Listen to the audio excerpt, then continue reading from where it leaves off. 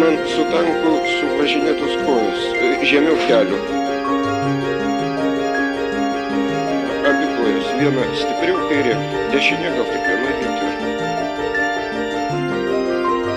Sužeistas prie televizijos bokšto, prie pat. Stovėjom ant to asfalto takelio, kuris yra apie bokštą.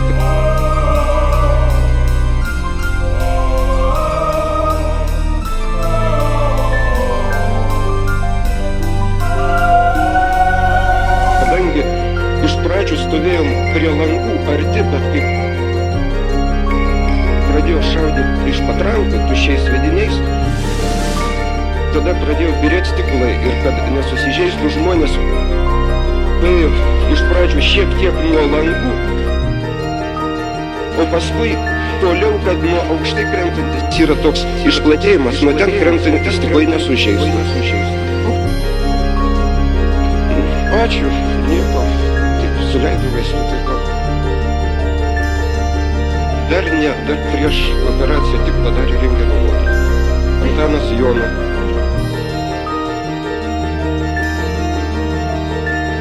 Privažiavo apačioj tankai, ten pradėjo tuščiai šoviniai šaudyti lyg. Tai dujas, gal ašarinės granatas mėtinės tokie dūmai ėjo, matėm iš apačios, o paskui užsiropštė, jie gal ten nuo parduotuvės kuverklis yra, palengva į viršų ir pradėjo važiuoti ratu.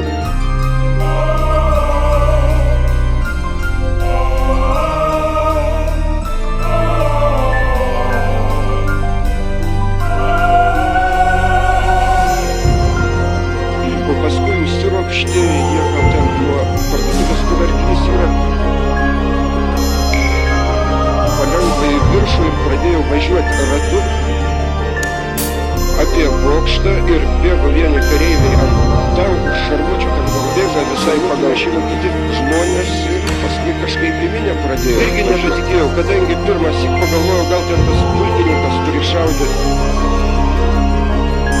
Girdėjom, kaip apačiai šaudo, vienas į ten seriją, paskui pavieniui, tai ašarinės dujas šaudytas granatas.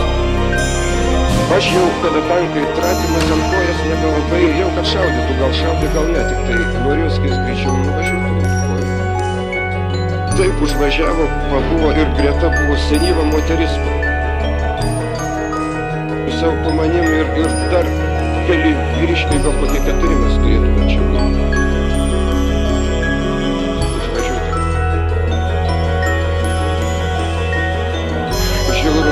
Netikėjau, nors kariuomenė sakymas. Ir aš negalvojau, pareikausim, gausim per sprandį, su Maskvanu švaigys, įsiskirsti savo. Ir aš negalvojau, pareikausim, gausim per sprandį, su Maskvanu švaigys, įsiskirsti savo.